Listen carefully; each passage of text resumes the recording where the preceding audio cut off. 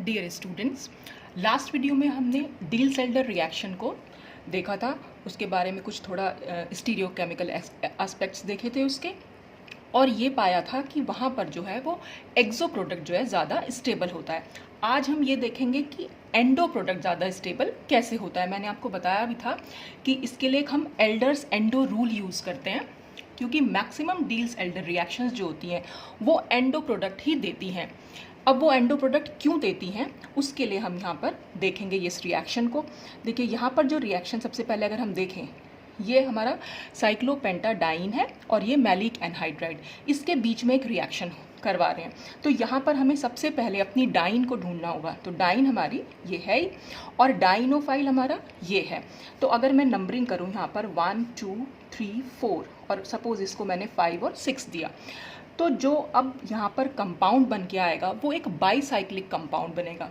अब वो बाईसाइक्लिक कैसे होगा? देखिए ऑलरेडी एक साइक्लिक कंपाउंड तो हमारे पास है ही। अब ये 1 5 के बीच में एक बॉन्ड बन जाएगा और एक 4 और 6 के बीच में एक बॉन्ड बनेगा। मतलब ये पाई बॉन्ड यहाँ मूव करेगा, ये पाई बॉन्ड यहाँ मूव करेगा और ये पाई बॉन्ड इधर मूव करेगा। तो साइक्लोहेक्सीन तो इसमें बनती ही है। तो इसको हम इस तरह से भी दिखा सकते हैं कि सपोज हमने सबसे पहले वो साइक्लोहेक्सीन बना ली जो हम बनाते ही हैं, और फिर जो ये मिथाइलिन ब्रिज है हम इसको यहाँ पर इस तरह से दिखा सकते हैं। तो ये एक बाईसाइक्लिक कंपाउंड बना, जिसको हम नॉर्मली इस तरह से ना दिखा के हम इस तरह दिखाते हैं। अगर मैं यहाँ पर नंबरिंग करूँ तो ये हमारा नंबर 1 कार्बन है, ये 2, ये 3, ये 4, फिर हमने इसको 5 दिया और ये 6 दिया। तो अब क्या 1 और 5 के बीच में एक बॉन्ड बना है, तो 1 और 5 के बीच में हमने एक बॉन्ड दिखाया। 4 और 6 के बीच में एक नया बॉन्ड बना है वो दिखा दिया, और 2 और 3 के बीच में एक बॉन्ड था वो हमने यहाँ शो कर दिया। और बाकी जो ये जितना भी ये डबल बॉन्ड ओ वगैरह थे वो सब हमने यहाँ पर शो कर दिए। तो यहाँ आप देख रहे हैं यहाँ पर 2 प्रोडक्ट्स हमारे निकल के आ रहे हैं। एक हमारा है एंडो और दूसरा है हमारा एक्सो। अब इसको हम एंडो और एक्सो किस बेसिस पर कह रहे हैं वो मैं आपको थोड़ा बताना चाहूँगी कि बाईसाइक्लिक कंपाउंड्स जब भी कभी बनेंगे तो उसमें एंडो और एक्सो क्या होते हैं। देखिए ये बाईसाइक्लिक कंपाउंड अगर आप इमेजिन करें, इतना पोर्शन अगर आप इमेजिन करें, तो ये एक तरह से फोल्डेड बुक, अगर हम बुक को फोल्ड कर लें, जैसे सपोज ये इस तरह से एक पेपर है और हमने इसको ये फोल्ड किया हुआ है, तो ये जो पोर्शन है ये वाला पोर्शन हम समझ सकते हैं, और जो ये ऊपर वाला है इसको हम ये नीचे वाला पोर्शन इसमें समझ सकते हैं। तो एक जैसे कहते हैं ना हट बन जाती है, ये हट शेप इस तरह से अगर आप समझ पा रहे हो तो। और जो वो मिथाइलिन ब्रिज होता है वो इस तरह से यहाँ पर ऊपर की साइड लगा हुआ होता है। तो आपने देखा कि ये जो पोर्शन है ये हमारा एक उल्टे वी की तरह आ रहा है, तो इसको हम इस तरह से भी शो कर सकती हूँ। जैसे सपोज हमारे पास ये एक वी बन के आ गया, तो ये जो नीचे वाला हम दिखा रहे हैं 3 4 6, तो मैं इसको ऐसे दिखा सकती हूँ। यहाँ पर ये 3 एटम हो गया, ये 4 एटम और ये 6 एटम। अब जो हमने इसमें एंडो प्रोडक्ट दे रखा है, एंडो प्रोडक्ट जब हम शो करेंगे किसी बाईसाइक्लिक कंपाउंड में तो हम कुछ इस तरह से शो करते हैं। एंडो का मतलब होता है जो ग्रुप है हमारा वो इधर की साइड जुड़ा हुआ है, और एक्सो का मतलब होता है इधर की साइड जुड़ा हुआ होना। मतलब ये जो पूरी कैविटी है, यानी यह पाई फ्रेमवर्क जो बना हमारा, पाई फ्रेमवर्क के अंदर की साइड अगर कोई ग्रुप आ रहा है तो उसे हम एंडो प्रोडक्ट बोलते हैं, और अगर पाई फ्रेमवर्क से बाहर की साइड जा रहा है तो उसे हम एक्सो प्रोडक्ट बोलते हैं। तो अब हम इसको पेपर पे कैसे दिखाएंगे? तो पेपर पे दिखाने के लिए इसको हम ऐसे शो कर सकते हैं कि हमने ये एक बाईसाइक्लिक कंपाउंड बना लिया। पहले तो ये मिथाइलिन ब्रिज ऊपर गया और ये हमारा बेसिक स्ट्रक्चर था। तो अगर हमें एंडो दिखाना है तो हम हमेशा बॉन्ड को नीचे दिखाते हैं, यानी इससे कोई भी सब्स्टिट्यूएंट जुड़ा हुआ है तो हमने इसको ऐसे दिखा दिया। तो ये तो हमारा हो जाएगा एंडो प्रोडक्ट। और एंडो हम इसको किस मतलब हमारा जो ये मिथाइलिन ब्रिज है, ये मिथाइलिन ब्रिज ऊपर की साइड है और ये बॉन्ड जो है नीचे की साइड है, यानी ये बॉन्ड और ये मिथाइलिन ब्रिज आपस में क्योंकि ट्रांस है, और ऐसे प्रोडक्ट को हम बोल देते हैं कि वो एक एंडो प्रोडक्ट है। अब एक्सो क्या होगा?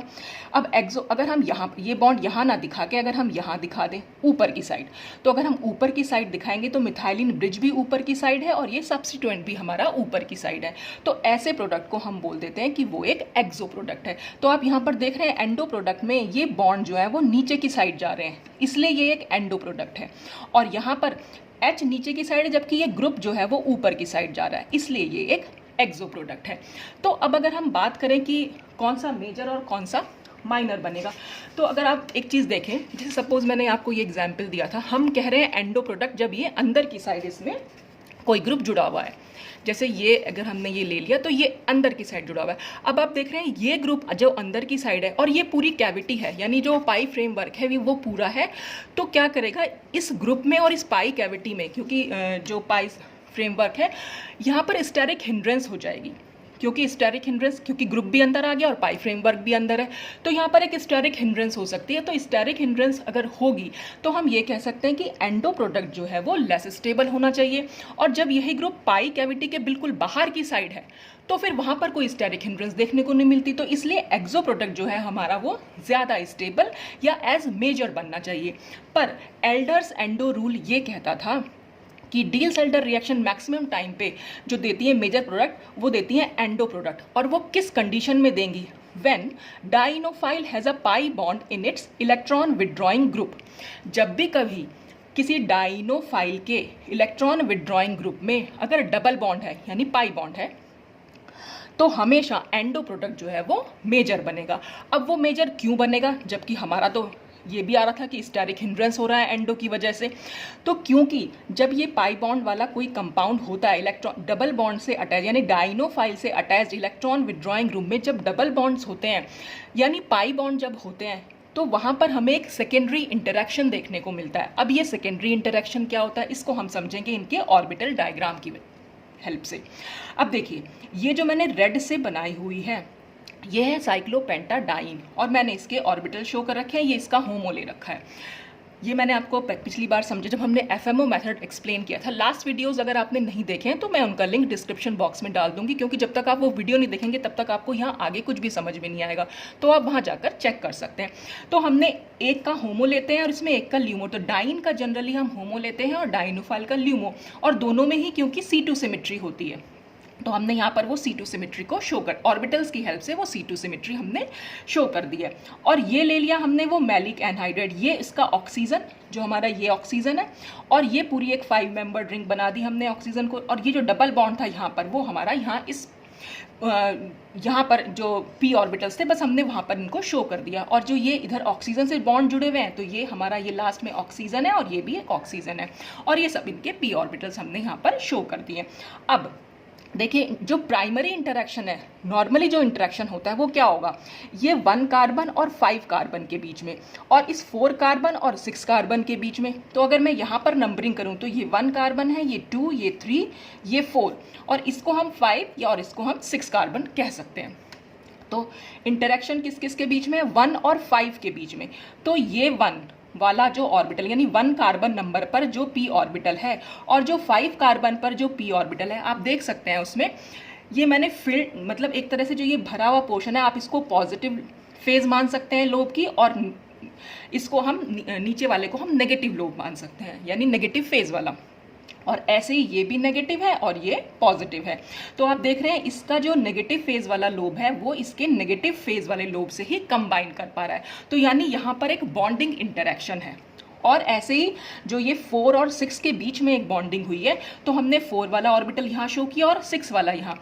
तो 4 का ये पॉजिटिव पार्ट है और 6 का ये पॉजिटिव पार्ट है, ये दोनों भी आपस में कंबाइन कर सकते हैं क्योंकि दोनों की फेज जो है वो सेम है। तो जो ये मैंने पर्पल लाइन से दिखाया यानी 1, 5 और 4, 6 कार्बन के बीच में जो इंटरेक्शन है this is called primary interaction. तो इसको हम बोलेंगे प्राइमरी इंटरेक्शन, जो नॉर्मली हम डील-सेल्टर रिएक्शन में देखते ही हैं। अब यहाँ पर हम बात कर रहे थे कि एंडो प्रोडक्ट इसलिए यहाँ पर ज़्यादा एज अ मेजर प्रोडक्ट बना क्योंकि यहाँ पर सेकेंडरी इंटरेक्शन देखने को मिलता है। और सेकेंडरी इंटरेक्शन कब होगा, जब डाइनोफाइल के इलेक्ट्रॉन विड्रॉइंग ग्रुप में पाई बॉन्ड होगा। अब देखिए वो कैसे, यहाँ पर हम ये पाई बॉन्ड शो कर रहे थे ऑक्सीजन से जो हमारा पाई बॉन्ड शो किया, तो सेकेंडरी इंटरेक्शन कहाँ पर देखने को मिलेगा, सेकेंडरी इंटरेक्शन हमारा मिलेगा ये 2, ये 3 और ये कार्बन एटम ये सपोज मैं इसको 7 और इसको 8 नंबर दे दूँ तो 2 कार्बन और 7 कार्बन के बीच में और 3 कार्बन और 8 कार्बन के बीच में इंटरेक्शन देखने को मिलता है सेकेंडरी इंटरेक्शन। अब देखिए कैसे, ये है हमारा 2 कार्बन का इंटरेक्शन हम दिखा रहे हैं 7 यानी कि जो ये 5 कार्बन से जो नेक्स्ट वाला कार्बन है, तो हमारा ये है 5 कार्बन और 5 कार्बन से नेक्स्ट हमारा कार्बन आ रहा है ये 7 नंबर जिसको हमने माना था और इसको हमने माना था 8 नंबर। तो देखिए 5 से नेक्स्ट कार्बन जो 7 है, और इंटरेक्शन किसके बीच में है, 2 कार्बन और 7 कार्बन के बीच में। अब 2 पर जो हमने ऑर्बिटल बनाया है और जो हमने 7 पर ऑर्बिटल बनाया है, तो इसका नेगेटिव लोब इस 7 वाले कार्बन के नेगेटिव लोब से इंटरेक्ट कर पा रहा है, क्योंकि दोनों की सेम फेज है। और यहाँ पर अगर हम देखें 3rd वाला कार्बन और 8 वाला कार्बन, तो ये 3rd कार्बन का p ऑर्बिटल है और ये 8th कार्बन का ऑर्बिटल है। इसका ये पॉजिटिव लोब इसके इस पॉजिटिव फेज वाले लोब से इंटरैक्ट कर रहा है। तो जो ये डॉटेड लाइन से हमने दिखाया है, इसको हम बोल देते हैं सेकेंडरी इंटरैक्शन। और इस सेकेंडरी इंटरैक्शन की वजह से क्या होता है, ये जो हमारी ट्रांजिशन स्टेट है, इसकी एनर्जी जो है वो कम हो जाती है। और जब एनर्जी कम होती है, इसीलिए ये ट्रांजिशन स्टेट ज़्यादा स्टेबल हो जाती है। और जब ज़्यादा स्टेबल है, इसीलिए ये हमारा as a major product form होता है। तो इस तरह से जब भी कभी आपको ऐसा लगे कि मतलब हमें डाइनोफाइल में बस सिर्फ ये चेक करना पड़ेगा कि इलेक्ट्रॉन विड्रॉइंग ग्रुप में डबल बॉन्ड है या नहीं है। अगर डबल बॉन्ड हुआ तो हमेशा एंडो प्रोडक्ट जो है वो ज़्यादा स्टेबल होगा, लेकिन अगर डबल बॉन्ड नहीं है तो हमारा एक्सो प्रोडक्ट ज़्यादा स्टेबल होगा। यानी कि अगर हमें सेकेंडरी इंटरेक्शन भी देखने को मिल रहा है, तब तो हम एंडो प्रोडक्ट को ज़्यादा स्टेबल मानेंगे, लेकिन अगर सिर्फ प्राइमरी ही देखने को मिल रहा है तो हमारा एक्सो प्रोडक्ट जो है वो ज़्यादा स्टेबल होगा। तो इस तरह से हम इसको समझ सकते हैं। अगर हमारे पास कभी भी ऐसा भी हो कि हमारे पास सिंगल बाइसाइक्लिक कंपाउंड ना भी हो, ये डाइन हमने ले लिया, और अगर हमने इसकी रिएक्शन किसी भी डाइनोफाइल से कराई जिसपे कोई सब्स्टिट्यूएंट लगा है और सपोज इसके पास डबल बॉन्ड है, तो हम इस डबल बॉन्ड को, double bonded electron withdrawing group को हमेशा इस पाई बॉन्ड की तरफ रखेंगे। मतलब अगर हम कहीं भी क्वेश्चन में ये ऐसे दिखा रखा है आपको, तो आपको इसे ऐसे शो करके रिएक्शन को दिखाना पड़ेगा, यानी इसको आपको घुमा देना है। जब आप इसको घुमा देंगे तो विड्रॉइंग ग्रुप यानी जिस पर भी डबल बॉन्ड होगा वो पाई फ्रेमवर्क की तरफ आ जाएगा। जब वो पाई फ्रेमवर्क की तरफ आ जाएगा, इसलिए वहां पर सेकेंडरी इंटरेक्शन भी, क्योंकि पाई बॉन्ड में ही इंटरेक्शन हो रहा है, तो वो इंटरेक्शन हमें यहाँ पर देखने को मिलता है। तो एक्सो प्रोडक्ट में क्योंकि क्या होगा, एक्सो प्रोडक्ट में ये सब पाई बॉन्ड्स बाहर की साइड चले जाएंगे, क्योंकि हमारा तो कैविटी के अंदर जब था एंडो ग्रुप, यानी जो ग्रुप इलेक्ट्रॉन विड्रॉइंग ग्रुप, जब हम एंडो दिखा रहे थे तो हम कुछ इस तरह से इसको शो कर रहे थे यहाँ पर कि ये पूरा वी हार्ट शेप का जो बना रखा है अंदर की साइड दिखा रहे थे, तो इसीलिए सेकेंडरी इंटरेक्शन देखने को मिल रहा है। लेकिन अगर ये ग्रुप बाहर की साइड हो जाएगा इस वी से, तो फिर यहाँ पर कोई सेकेंडरी इंटरेक्शन नहीं मिलेगा, सिर्फ प्राइमरी इंटरेक्शन देखने को मिलेगा। तो इसलिए वहाँ पर एक्सो प्रोडक्ट ज़्यादा स्टेबल होगा। तो नॉर्मली जो डील-सेल्डर रिएक्शन होती है, ज़्यादातर केसेज में वो endo product as a major product देखती है। इसको हमने देखा एल्डर्स एंडो रूल की हेल्प से। अब हम इसमें नेक्स्ट टॉपिक देखेंगे, regioselectivity in Diels Alder reaction. अब ये रिजियो सिलेक्टिविटी का क्या मतलब है, देखिए अगर हमने एक डाइन ली और एक डाइनोफाइल दोनों की रिएक्शन कराई, तो दोनों ही 2 एडक्ट दे सकते हैं। ये डिपेंड करता है इन प्रोडक्ट के जो ओरिएंटेशन हमने ग्रुप का लिया हुआ है उस पर। देखिए अगर यहाँ पर हम देख D फॉर है इलेक्ट्रॉन डोनेटिंग ग्रुप, W है electron withdrawing group. Electron withdrawing group हमारा डाइनोफाइल से अटैच्ड है और इलेक्ट्रॉन डोनेटिंग ग्रुप जो है वो डाइन से अटैच्ड है। तो यहाँ पर जो प्रोडक्ट बन के आया है, अगर मैं सपोज इसको 1 नंबर दूं तो ये 2, ये 3, ये 4, तो यहाँ पर आप देख रहे हैं ये 1-4 प्रोडक्ट फॉर्म हो रहा है। और यहाँ पर अगर हम नंबर दें 1, 2, 3, तो ये 1-3 प्रोडक्ट फॉर्म हो रहा है। तो यहाँ पर 2 प्रोडक्ट फॉर्म होने के चांसेस हैं, लेकिन सिलेक्टिविटी हमारी ये कहती है कि वो selectivity for the formation of 1 adduct over the other is called regioselectivity. यानी 2 प्रोडक्ट फॉर्म तो हो सकते हैं, लेकिन सिर्फ बनता सिर्फ एक ही है, दूसरा फॉर्म ही नहीं होता। पॉसिबिलिटी दोनों की है, लेकिन बनता सिर्फ एक ही है। तो जब हम किसी एक को किसी दूसरे के ऊपर उसके फॉर्मेशन को अगर हम मान रहे हैं कि हाँ भाई सिर्फ एक ही कंपाउंड या एक ही प्रोडक्ट हमारा फॉर्म हो सकता है, तो बस उसी के लिए हम वर्ड यूज कर लेते हैं रिजियो सिलेक्टिविटी। ये डिपेंड भी करता है कि अगर आपका ये ब्यूटाडाइन या तो 1 सब्स्टिट्यूएंट ले या हम 2 सब्स्टिट्यूएंट ले, तो 1 सब्स्टिट्यूएंट अगर हम ले रहे हैं, या यहाँ पर जैसे हमने ले रखा है 2 सब्स्टिट्यूएंट हम क्यों कह रहे हैं, अगर हम नंबरिंग करें इसकी, ये 1 नंबर, ये 2, ये 3, ये 4, तो 2 सब्स्टिट्यूएंट क्योंकि सेकंड नंबर कार्बन पर है, तो आप इसको यहाँ पर भी लगाएं चाहे यहाँ पर लगाएं, ये हमेशा 2 सब्स्टिट्यूएंट ही रहेगा, क्योंकि जब हम यहाँ सब्स्टिट्यूएंट लगा देंगे तब नंबरिंग हम यहाँ से स्टार्ट करेंगे। तो जो 2 सब्स्टिट्यूएंट ब्यूटाडाइन होती है वो हमेशा 1-4 प्रोडक्ट ही देगी, 1-3 वो कभी नहीं देती। क्यों नहीं देती वो हम अभी आगे देखेंगे। तो सिर्फ 1-4 प्रोडक्ट ही फॉर्म होगा, सिर्फ एक प्रोडक्ट के बनने की ही पॉसिबिलिटी है। इसी को हम रिजियो सिलेक्टिविटी कहते हैं। तो 1-4 प्रोडक्ट को हम यहाँ पर पैरा प्रोडक्ट भी बोल सकते हैं। पैरा कैसे ये इससे नेक्स्ट पोजीशन हमारी ऑर्थो हो जाएगी, ये मेटा और ये पैरा।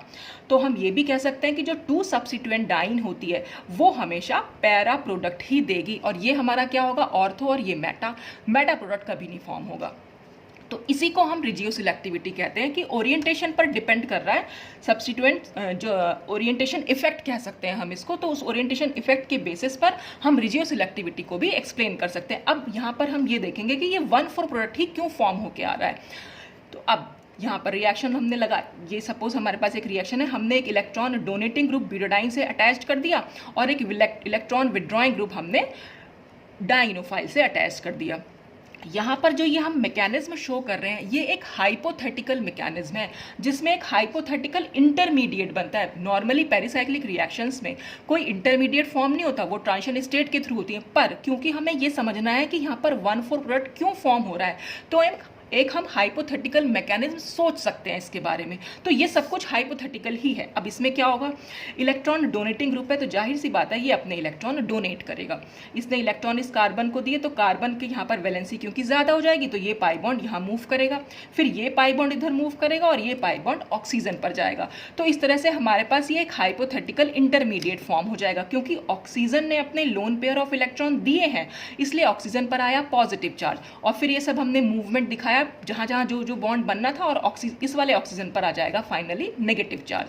अब क्या होगा, क्योंकि ये पॉजिटिव और नेगेटिव चार्ज स्पीशीज बन गई है और कोई भी इंटरमीडिएट या कोई भी पॉजिटिव या नेगेटिव चार्ज स्पीशीज हमेशा अपने चार्ज को स्टेबलाइज करना चाहती है, तो charge species as it is तो रहेगी नहीं, चार्ज को कहीं ना कहीं न्यूट्रलाइज या उसको स्टेबल तो करना ही पड़ेगा। तो क्या होगा, ये नेगेटिव चार्ज वापस से यहाँ मूव करेगा, ये डबल बॉन्ड अब मूव करेगा इस कार्बन और इस कार्बन के बीच में, तो यहाँ एक बॉन्ड बन जाएगा। जब ये बॉन्ड बनेगा तो ये डबल बॉन्ड यहाँ मूव करेगा और फिर ये डबल बॉन्ड वापस से इसके पास चला जाएगा। तो हम यहाँ देख सकते हैं, तो इस तरह से हमारा जो वो साइक्लोहेक्सीन बननी थी मेन जो हमारा था, वो साइक्लोहेक्सीन यहाँ पे बन के आ रही है। और आप कंपाउंड भी देख सकते हैं यहाँ पर, ये पैरा प्रोडक्ट, दोनों आपस में एक दूसरे से पैरा पोजीशन पर है, तो इसको हम पैरा प्रोडक्ट भी बोल सकते हैं या 1,4 प्रोडक्ट भी बोल सकते हैं। तो यहाँ पर कहीं पर भी मेटा प्रोडक्ट बनने के चांसेस नहीं है। तो जब भी कभी ये 2 सब्स्टिट्यूएंट डाइन होगी वो हमेशा पैरा प्रोडक्ट ही बनाएगी, ये आपको ध्यान रखना पड़ेगा। अब अगर हम देखें, जैसे मैंने यहाँ पर लिखा है case first when electron donating group is present on the middle carbon, तो मिडिल कार्बन से मतलब ये 2 नंबर पे हो चाहे 3 नंबर पे, ये हमारे होते हैं दोनों टर्मिनल कार्बन और ये दोनों होते हैं हमारे मिडिल कार्बन।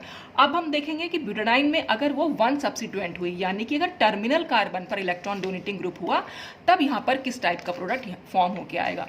तो अब हमने लगा दिया इसको टर्मिनल पर, जब टर्मिनल पर लगाया तो हमारा जो हो रहा है वो 1,2 प्रोडक्ट, यानी कि ये ऑर्थो पोजीशन है, ऑर्थो प्रोडक्ट यहाँ पर फॉर्म हो रहा है, और ये ऑर्थो और ये मेटा। तो यहाँ पर भी मेटा प्रोडक्ट नहीं बन के आएगा, यहाँ बन रहा है ऑर्थो।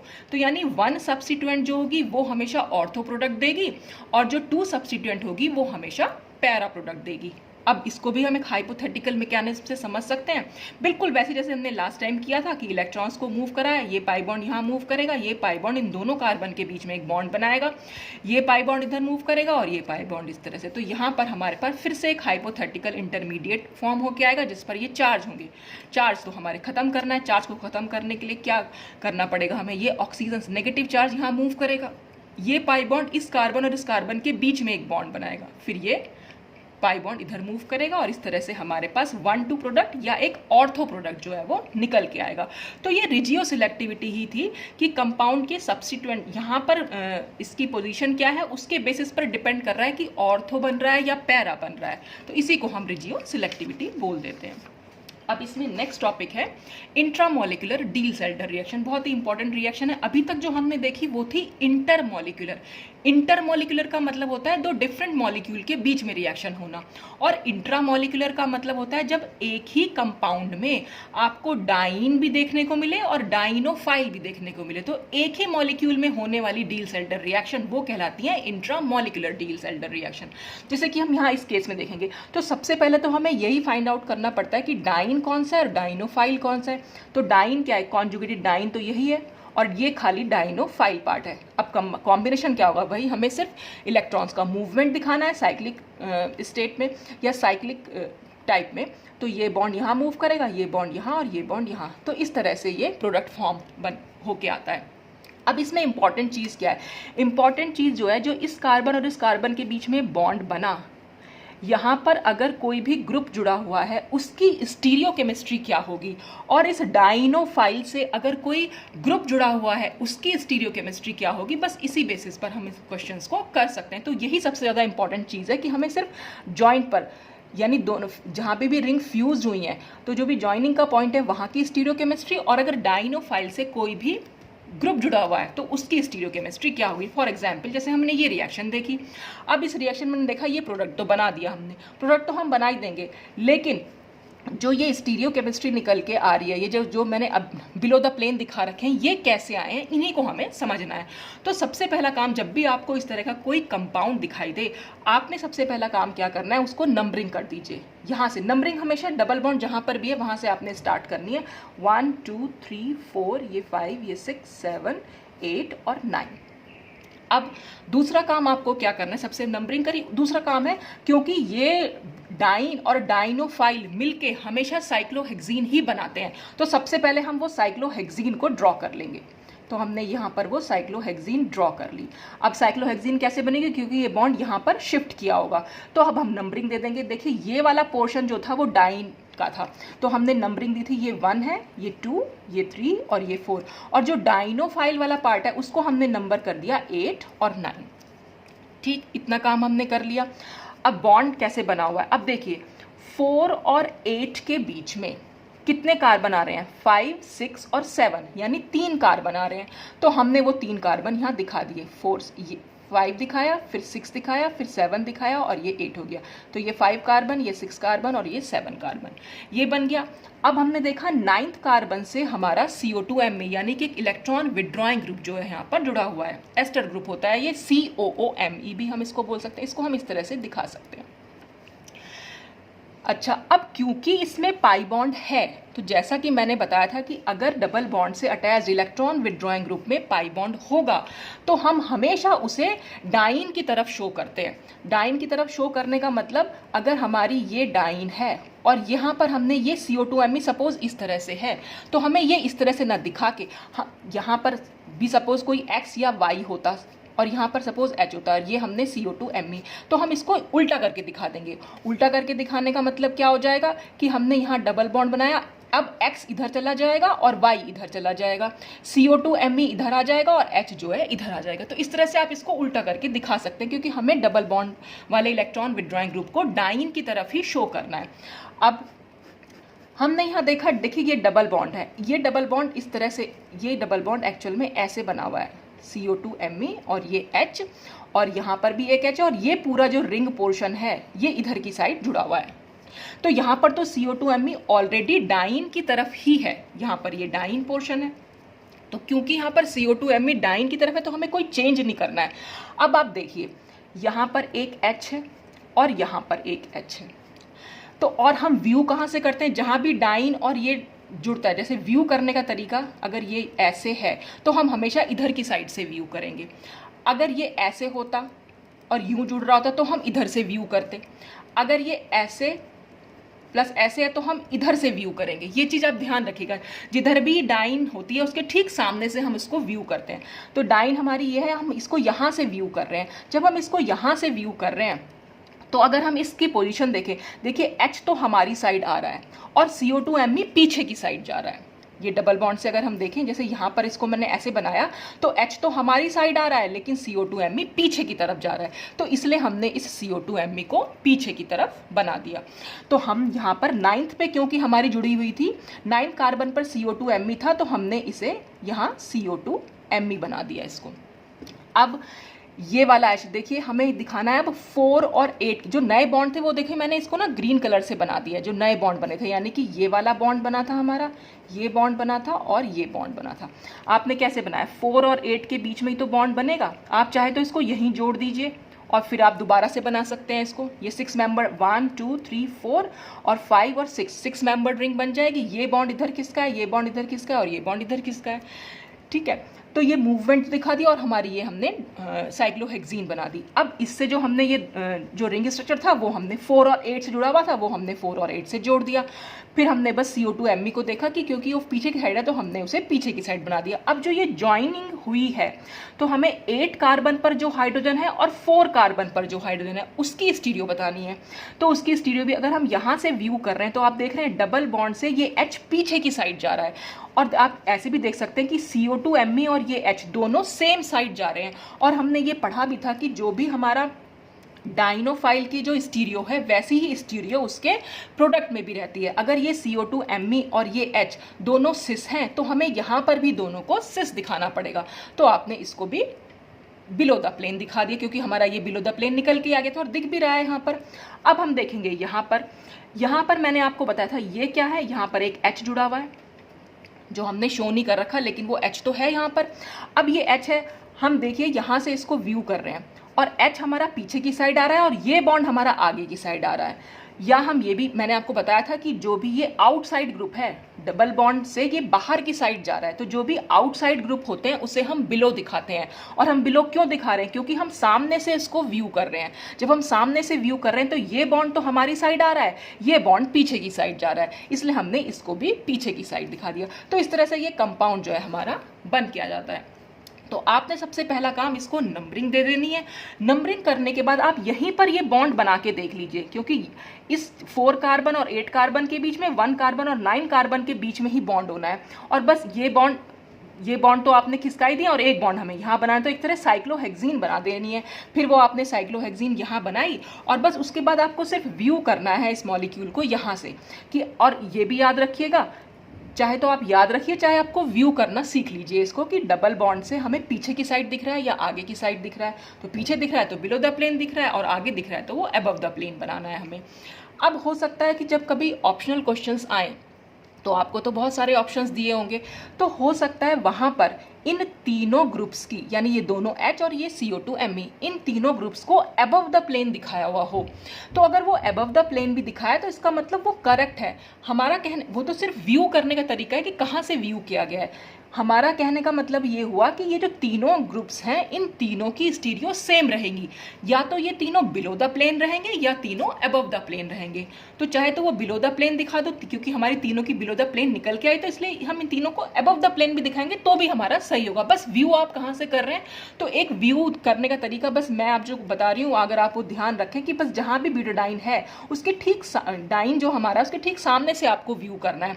और बस इसमें ध्यान रखिएगा जो आउटसाइड वाले ग्रुप हैं वो हमेशा बिलो द प्लेन बनाते हैं, और जो इनसाइड, आउटसाइड से मतलब होता है ये डबल बॉन्ड से बाहर की साइड जा रहे हैं, ये वाला ग्रुप और ये वाला ग्रुप बाहर की साइड जा रहा है, इधर की साइड और इनसाइड क्या होते हैं, जो डबल बॉन्ड की तरफ आ रहे हैं, ये होते हैं इनसाइड। इनसाइड को हम अबव द प्लेन दिखाते हैं और आउटसाइड को हम बिलो द प्लेन दिखाते हैं। तो ये क्वेश्चन हम इस तरह से सॉल्व कर सकते हैं। अब आते हैं हम नेक्स्ट क्वेश्चन पे।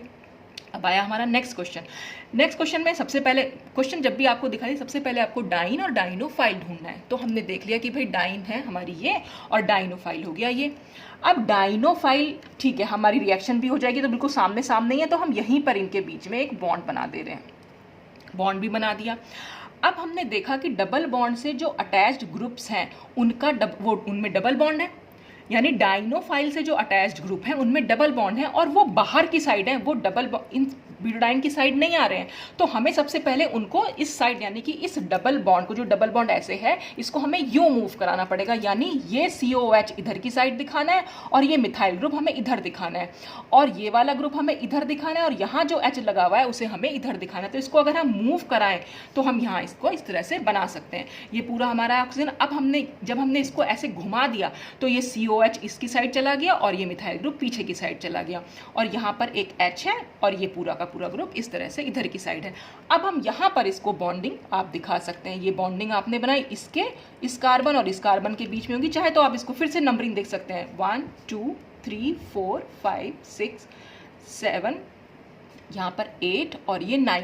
तो फिर से हमारा जो बॉन्ड 1 2 3 4 हमने यहाँ बना लिया, 1 2 3 4 इसको बनाया। और ये बॉन्ड क्योंकि यहाँ पर बॉन्ड बनाएगा तो हमने एक बॉन्ड यहाँ बना दिया। ये डबल बॉन्ड है ही तो ये एक सिंगल बॉन्ड रहेगा, क्योंकि ये बॉन्ड यहाँ खिसकेगा तो ये बॉन्ड हमने यहाँ खिसका दिया और ये बॉन्ड इसके बीच में बना और ये बॉन्ड यहाँ मूव कर जाएगा। तो ये हमारा साइक्लोहेक्सीन बन गया। फिर से हम इसको नंबरिंग देख सकते हैं, 1 2 3 4 नंबरिंग देंगे। और ये है हमारा 8 और ये है 9 कार्बन। अब सबसे पहले हमें ये देखना है कि 1 नंबर पर जो ये मिथाइल ग्रुप है इसकी स्टीरियो क्या होगी। तो फिर से हमें व्यू तो यहीं से करना पड़ेगा। व्यू हमने यहाँ से किया तो क्योंकि ये ऊपर बाहर जा रहा है, डबल बॉन्ड से आउटसाइड है, तो क्योंकि आउटसाइड है इसलिए हमें बिलो दिखाना पड़ेगा। और वैसे भी जब हम यहाँ से देखेंगे इसको तो ये ग्रुप तो हमारी साइड आ रहा है, लेकिन ये ग्रुप पीछे की साइड है, यानी कि जो मिथाइलिन ग्रुप है वो पीछे की साइड है, तो हम इसको यहाँ पीछे की साइड दिखा देंगे। ये ग्रुप हो गया। अब हमें दिखाना पड़ेगा कि यहाँ 9th कार्बन पर जो ये COH है और ये मिथाइल, इनकी क्या स्टीरियो होगी। क्योंकि जैसा आप देख ही पा रहे हैं कि हमने यहाँ से देखा है तो COH पीछे की साइड है और ये मिथाइल ग्रुप सामने की साइड है, तो हमने COH को पीछे की साइड दिखा देंगे और मिथाइल ग्रुप को हमने सामने दिखा दिया। तो ये हमारा हो गया COH और ये 9th कार्बन पर हमें करना था और ये 9 नंबर का ही कार्बन था, तो हमने यहाँ दिखाया इसको। फिर हम चले नेक्स्ट कार्बन पर। अब ये जो 8 नंबर का कार्बन है इसमें H तो हमारी साइड आ रहा है, लेकिन ये पूरा ग्रुप पीछे की साइड जा रहा है, तो हमने यहाँ पर भी H को अपनी साइड बनाया और ये ग्रुप हमने पीछे की साइड बनाना शुरू कर दिया। ये यहाँ डबल बॉन्ड हो गया। ये तो कार्बन है ही यहाँ पर, ये 4th नंबर से। और देखिए ये 4th नंबर कार्बन से जुड़ा हुआ है, तो हमने इसे 4th नंबर कार्बन से जोड़ देंगे। और ये जोड़ेंगे कैसे, यहाँ पर भी हमें इसे बिलो द प्लेन ही बनाना पड़ेगा, क्योंकि ये पूरा रिंग है, तो जब ये बिलो द प्लेन है तो ये भी बिलो द प्लेन ही आएगा। और दूसरा रीजन इसका ये भी है कि डबल जो डाइन थी हमारी, डाइन से ये ग्रुप भी बाहर की साइड है। जो आउटसाइड ग्रुप होते हैं उन्हें हम हमेशा बिलो बनाते हैं, तो जो ये क्योंकि ये आउटसाइड था तो इसलिए हमने इसको बिलो बनाया। और जब ये हमने बिलो बनाया तो जो इसका H होगा, जिसको हम अंदर की साइड दिखा रहे हैं, यहाँ पर एक H भी तो होगा, तो वो H हमारा क्योंकि अंदर है, इनसाइड है, और यहाँ से अगर हम व्यू करें तो वो हमारी साइड आ रहा है, यानी कि वो अबव द प्लेन आ रहा है, तो हम इसको यहाँ पर अबव द प्लेन दिखा सकते हैं। तो ये हमारा ये कंपाउंड बन के आएगा। ये जो मैंने ग्रीन से दिखाए ये हमारे वो नए बॉन्ड्स थे जो हमारे साइक्लोहेक्सीन में बन के आए थे। तो इस तरह से आप इस कंपाउंड को समझ सकते हैं कि किस तरह से ये फॉर्म हुआ है। अब इसमें हम नेक्स्ट एग्जाम्पल और देखेंगे। अब देखिए अगर कोई इस तरह से बन के आए तो अब यहाँ पर तो हमें ब्यूटाडाइन और डाइन तो दिखाई दे रही है, लेकिन वो वैसे नहीं बना हुआ जैसे हमें चाहिए था। तो हमें सबसे पहला काम क्या करना है, नंबरिंग करनी है 1 2 3 4 5 6 7 8 और 9। और अब हमें क्या करना है, हमें तो यहाँ पर ये ट्रांस डाइन दी हुई है, जबकि हमें चाहिए होती है सिस डाइन, तो हम तो इसको सिस ही बनाएंगे। तो हमने ये सिस बना दी, नंबरिंग कर दी 1 2 3 और 4। ये हमारा 8 9 वाला इसके सामने ही रहेगा, तो हमने यहाँ 8 लिखा और ये 9 लिखा। अब यहाँ पर क्या है, अब हमें एक चीज़ इसमें ध्यान रखनी है। देखिए इस डबल बॉन्ड से जो ये 2 3 वाला बॉन्ड है, ये वाला बॉन्ड, और जो ये 4 5 वाला बॉन्ड है, ये इस डबल बॉन्ड से ट्रांस हैं, तो हमें यहाँ पर भी ट्रांस ही दिखाने पड़ेंगे जब हम इसका स्ट्रक्चर ऊपर ड्रॉ करेंगे। कैसे, देखिए जो 2 3 वाला बॉन्ड है वो हमारा ऐसे जा रहा है और ये है हमारा डबल बॉन्ड, तो हमें उस बॉन्ड को ट्रांस दिखाना है तो हमें ऊपर की साइड दिखाना पड़ेगा, तभी तो ये डबल बॉन्ड से ट्रांस हुए। ये डबल बॉन्ड इधर एक ऊपर दिखा दिया, एक नीचे, तो दोनों एक दूसरे से ट्रांस हो गए।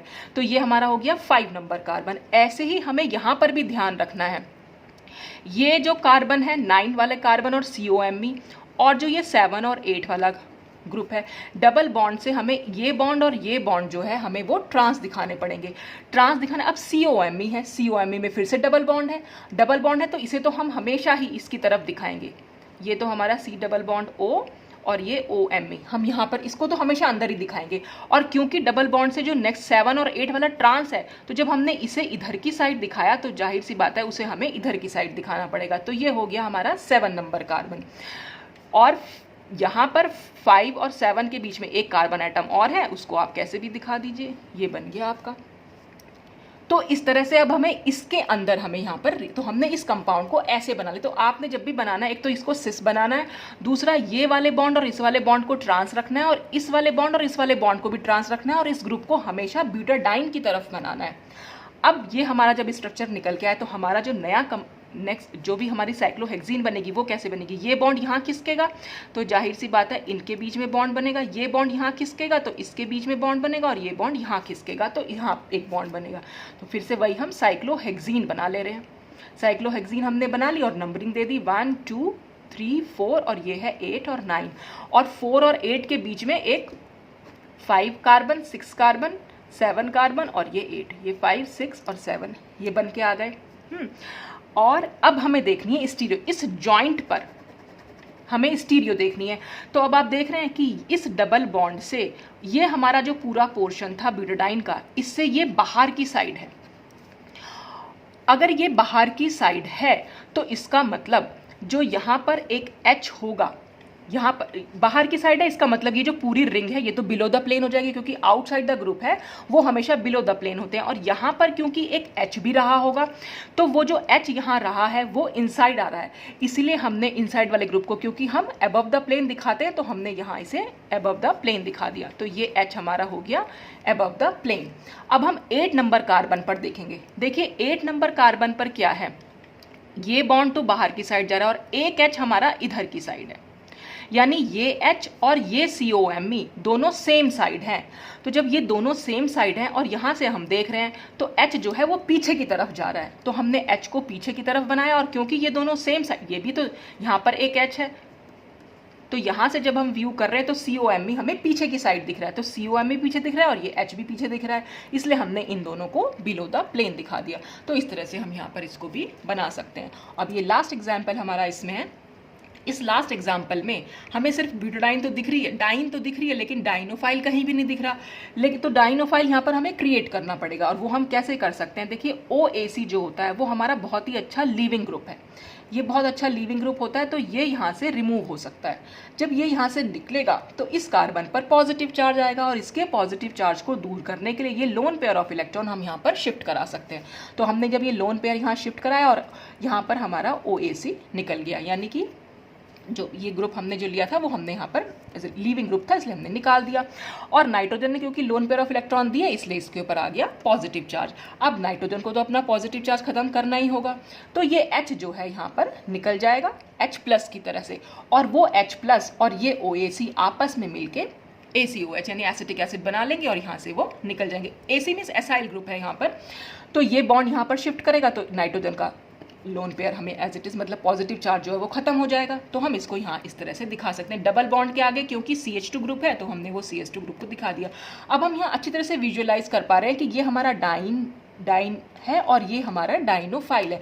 तो आपने तो सिर्फ इसका ये जो कार्बन है हमारा 1, फिर से हम नंबरिंग कर रहे हैं 1 2 3 4 5 6 7, ये 8 और ये 9। तो हमारी जो बननी है साइक्लोहेक्सीन बननी है वो इसके और इसके बीच में बॉन्ड बनेगा और इसके बीच में और एक बॉन्ड हमारा यहाँ बन जाएगा। तो हमने वो साइक्लोहेक्सीन जो है यहाँ इस तरह से बना ली। तो ये तो पूरा ब्यूटाडाइन वाला पार्ट हो गया, तो ये नंबरिंग कर दी हमने 1 2 3 और 4, और फिर 8 नंबर इसका था और 9 नंबर इसका था। अब आप देख रहे हैं 4 और 8 के बीच में ये 5 6 और 7 भी आ रहा है, तो हमने ये 5 ये 6 और 7 यहाँ पर इसको ड्रॉ कर दिया। अब हमें स्टीरियो केमिस्ट्री देखनी है। फिर से आप ये जो डबल बॉन्ड है ये फिर हमारा अब मैंने आपसे कहा था कि जहाँ भी ब्यूटाडाइन है आपको सामने से व्यू करना है, तो सामने क्या हो जाएगा, इसका यहाँ पर हो जाएगा, क्योंकि ये ब्यूटाडाइन हमारी इस तरह से बनी। जब हम यहाँ से देखेंगे इसको व्यू करेंगे तो आप देख रहे हैं ये COMe हमें पीछे की साइड दिखाई देगा और यहाँ से जो H लगा हुआ है वो हमें सामने दिखाई देगा। तो क्योंकि COMe पीछे की साइड है और वैसे भी ये डबल बॉन्ड से आउटसाइड है, ये पूरा डबल बॉन्ड जो पाई फ्रेमवर्क है उससे आउटसाइड है, और ऐसे ये वाला ग्रुप भी आउटसाइड है। तो यहाँ पर भी अगर कोई H है तो ये बॉन्ड और ये बॉन्ड तो हमें बिलो द प्लेन दिखाना पड़ेगा, और यहाँ पर जो H है वो हमें अबव द प्लेन दिखाना पड़ेगा। तो वो हमने H यहाँ पर अबव द प्लेन दिखा दिया और COMe को हमने बिलो द प्लेन दिखा दिया। तो इस तरह से हम यहाँ पर इस कंपाउंड को फॉर्म कर सकते हैं। तो सब ये इस तरह से हम इंट्रामोलिकुलर रिएक्शन को समझ सकते हैं। बस आपको सिर्फ इतना ध्यान रखना है कि डाइन से अगर कोई भी इलेक्ट्रॉन विथड्रॉइंग ग्रुप जुड़ा हुआ है तो आपको उसे हमेशा इस कंडीशन में दिखाना है, यानी डाइन की तरफ दिखाना है। डाइनोफाइल में अगर कोई ग्रुप जुड़ा हुआ है तो आपको उसको हमेशा डाइन की तरफ दिखाना होता है। और दूसरी चीज़ आपको ध्यान रखनी कि व्यू कैसे करेंगे। तो मैंने आपको बताया कि अगर आपका ये इस तरह से कंडीशन है तो आप यहाँ से व्यू कर लेंगे, अगर ये उल्टा कभी कभी ऐसे दिया हुआ है तो हम इधर से व्यू करेंगे, ये इस तरह से दिया है तो हम नीचे से व्यू करेंगे, ये यहाँ दिया होता तो हम ऊपर से व्यू करते। बस व्यू करने का तरीका है और उसी से आप पता लगा सकते हैं। और अगर आप उससे पता नहीं भी लगा पा रहे हैं तो आप ऐसे पता लगा लीजिए कि डबल बॉन्ड से जो आउटसाइड ग्रुप्स होते हैं उनको हम हमेशा बिलो द प्लेन दिखाते हैं और जो इनसाइड ग्रुप्स होते हैं उनको हम हमेशा अबव द प्लेन दिखाते हैं। तो इस तरह से हम इंट्रामोलिकुलर रिएक्शंस को यहाँ पर समझ सकते हैं। आज के लिए बस इतना ही। नेक्स्ट वीडियो में हम रेट्रो डील सेल्डर रिएक्शंस के बारे में पढ़ेंगे। Thanks for watching.